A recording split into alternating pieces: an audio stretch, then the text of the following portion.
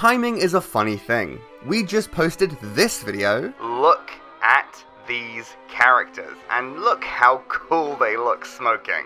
And then, one day later, one single day, we watched the first episode for Chainsmoker Cat, and, that's the most unglamorous depiction of smoking I think I've ever seen. I've also seen some conflicting opinions, so let's chat about it. Chainsmoker Cat, or Yanni Neko, is a seinen manga by Nyan Nyan Factory and published in Young Magazine. As usual with seinen magazines, young in this context means young adult. The anime adaptation was done by Biberi Animation Studios. The story, for those who haven't seen clips, isn't super relevant so far, but it follows Sato Yaniko and her massive addiction to smoking. The first episode is a collection of mostly disjointed comedic scenarios. I've seen some people say that the anime glamorizes smoking, and no, it does not. It does make jokes, and I did laugh a few times, but to me it felt a lot more like witnessing the realities of addiction. She's functional, kinda, but it's all to the end of surviving for her next cig. I think you might miss it if you don't know smokers or smoke yourself, but she embodies a lot of the worst behaviors of smokers I know in real life. The little gestures and frequent cigarette breaks are very familiar. It's also worth noting that Japan only fully banned indoor smoking in 2020.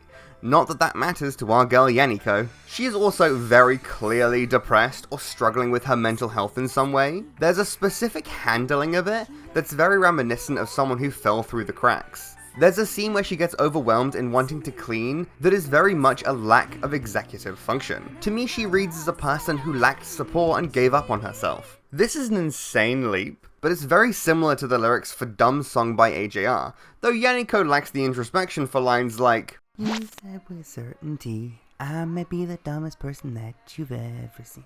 You think you're hurting me, bet you won't believe me because I kinda set me free." We do see her briefly reflect on her situation as she has a nightmare about dying of cancer and wakes up adamant she'll quit smoking, but immediately fails for seemingly no reason. It's just that ingrained of a habit. The main character being an attractive catgirl really adds to the execution because it's disarming. If the protagonist was a guy, you as the audience would expect a level of degeneracy, but when it's a catgirl, you see her smoking as cool or attractive on first look. It even gives her some advantages. Her landlord walks in on her naked, and instead of harassing her over pouring ash on his head, he leaves to go jack off.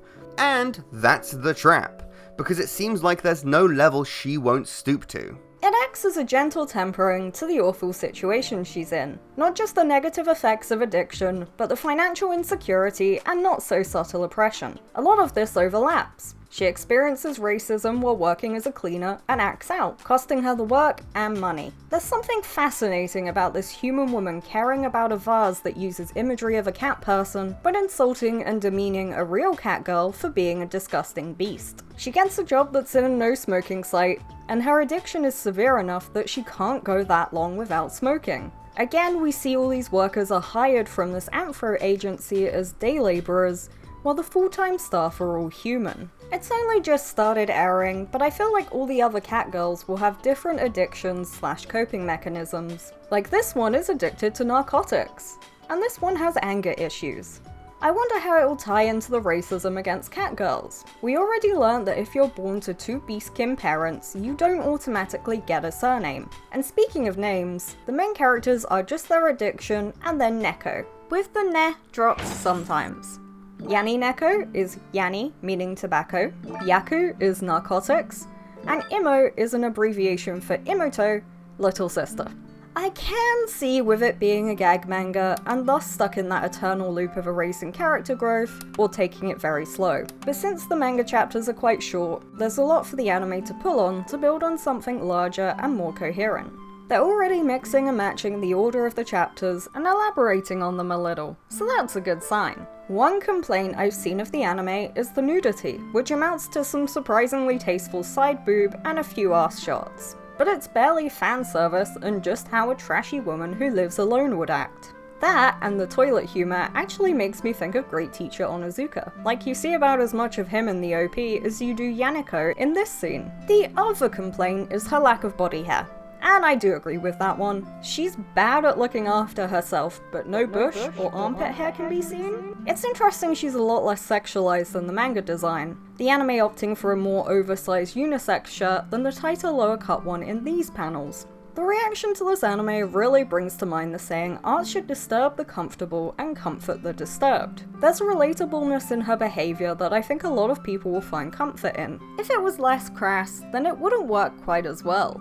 People can forget how gross and messy being a person can be. Equally, it can inspire people to better themselves, such as with Yanako's VA claiming the character made her want to clean her bathtub better. Either way, it's an interesting premise, and I'm excited to see it built upon in the rest of the season.